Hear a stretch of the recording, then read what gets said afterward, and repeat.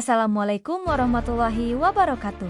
Pernahkah sahabat Islam mendengar kisah mengejutkan tentang Nabi Musa yang marah kepada Allah? Apakah benar seorang nabi, utusan Allah yang mulia, bisa merasa marah pada Robnya? Apakah ini bentuk ketidaksabaran?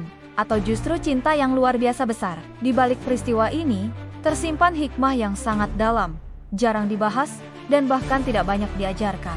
Inilah kisah langka yang bisa mengubah cara kita memandang hubungan antara manusia dan Tuhan. Mari kita bahas. Dengan kepala dingin, hati terbuka, dan dalil yang kuat. Selamat datang di channel Islam Media, tempat kita membahas kisah-kisah luar biasa dalam sejarah Islam. Sahabat Islam, Musa alaihi salam adalah salah satu Nabi Ulul Azmi. Disebutkan sebanyak 136 kali dalam Al-Quran, melebihi dari nama Nabi manapun. Ia dikenal sebagai Kalimullah yang berbicara langsung dengan Allah tanpa perantara. Namun, kehidupannya dipenuhi ujian. Dimulai dari lahir pada masa penindasan Firaun, kemudian dibuang ke sungai saat bayi, dilanjut tragedi membunuh seseorang tanpa sengaja dan harus lari, dan diutus kembali kepada Firaun dengan amanat yang berat, menghadapi Bani Israel yang keras kepala dan sering membangkang. Sejarah hidup Nabi Musa dipenuhi ketegangan, dan dari sanalah kita mulai memahami bagaimana emosi beliau, termasuk amarah, adalah bagian dari perjalanan spiritual yang sangat manusiawi. Dalam surat Al-A'raf ayat 150 disebutkan, dan ketika Musa kembali kepada kaumnya dengan marah dan sedih hati, dia berkata, "Alangkah buruknya apa yang kalian perbuat sepeninggalku." Konteks ayat ini adalah saat Nabi Musa kembali dari bertemu langsung dengan Allah di Gunung Sur, membawa lauh-lauh Taurat. Namun ia menemukan Bani Israel telah menyembah anak sapi emas yang dibuat oleh Samiri. Nabi Musa pun melempar lauh tersebut dan memegang kepala saudaranya, Harun, sambil menarik janggut dan rambutnya. Itulah luapan kemarahan yang nyata. Tapi apakah ia juga marah kepada Allah? Bagaimana Nabi Musa pernah marah kepada Allah? Mari kita gali kisah dalam surah Taha ayat 83 sampai 97 dan juga dalam hadis sahih yang terdapat dalam Sahih Bukhari dan Muslim. Dalam satu riwayat disebutkan bahwa Nabi Musa pernah mengatakan, "Wahai Robku, engkau telah mengujiku dengan Bani Israel.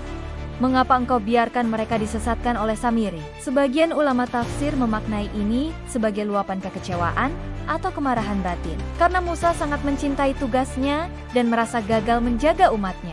Imam Al-Qurtubi menjelaskan bahwa ini adalah bentuk keluhan dan keterkejutan, bukan kemarahan seperti manusia marah kepada manusia, karena para nabi maksum, bersih dari dosa. Mereka tidak akan bersikap tidak sopan terhadap Allah. Namun tetap, ini adalah bentuk ekspresi jujur dari jiwa yang lelah dan kecewa, yang menunjukkan betapa manusiawinya Nabi Musa, meskipun beliau adalah nabi pilihan. Dalam Sahih Bukhari disebutkan, Nabi Musa menampar malaikat maut saat hendak mencabut nyawanya. Peristiwa ini unik dan banyak yang salah paham. Beberapa ulama mengatakan ini menunjukkan bahwa Nabi Musa sangat kuat dan tidak ingin mati saat itu, karena merasa tugasnya belum selesai. Dalam hadis lain, Nabi Musa pernah bertanya, "Wahai Tuhanku, tunjukkan dirimu agar aku bisa melihatmu." Allah menjawab, "Engkau tidak akan sanggup melihatku." Nabi Musa lalu pingsan, bukan karena kecewa, tapi karena kedahsyatan kehadiran Allah. Semua ini menunjukkan bahwa Nabi Musa punya ikatan emosional dan spiritual yang sangat dalam dengan Allah, sehingga ia bisa mengekspresikan rasa takut, kecewa, dan bahkan marah secara manusiawi, namun tetap dalam batas kenabian. Hikmah di balik emosi Nabi Musa. Nabi Musa mengajarkan bahwa iman tidak berarti mati rasa. Nabi tetap bisa marah, kecewa, atau merasa gagal. Tetapi yang membedakan adalah bagaimana mereka mengelola emosi itu untuk tetap taat. Pelajaran penting yang bisa kita ambil dari kisah ini adalah, pertama, amarah bisa menjadi ibadah jika diarahkan untuk membela kebenaran. Kedua, ekspresi kecewa kepada Allah bukanlah dosa jika tidak dibarengi dengan suuzan. Ketiga, Nabi Musa menunjukkan bahwa jujur dalam doa adalah bentuk hubungan yang sangat intim dan dalam dengan Allah. Ada beberapa pendapat ulama terkait marahnya Nabi Musa. Imam Fakhruddin Ar-Razi mengatakan, ungkapan Nabi Musa bukanlah bentuk celaan, tapi keterkejutan dan duka mendalam. Ibnu Katsir menyebut bahwa Nabi Musa adalah pemimpin umat yang teramat sabar. Tapi ketika prinsip tauhid dilanggar, ia tidak bisa menahan amarahnya. Hal ini membuktikan bahwa marah dalam Islam bisa bernilai ibadah jika untuk membela akidah dan kebenaran. Sahabat Islam, kita belajar dari Nabi Musa bahwa hubungan dengan Allah harus jujur dan emosional.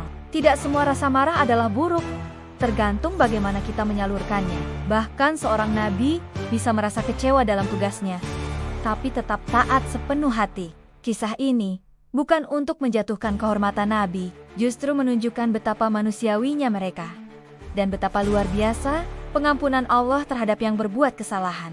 Jika sahabat Islam merasa belajar sesuatu dari video ini, jangan lupa like, komen, dan subscribe agar tidak ketinggalan kisah-kisah lain yang penuh hikmah dan fakta sejarah Islam. Dan juga tulis di komentar, siapa nabi favoritmu dan kenapa? Siapa tahu kisahnya akan kami angkat di episode berikutnya. Wassalamualaikum warahmatullahi wabarakatuh.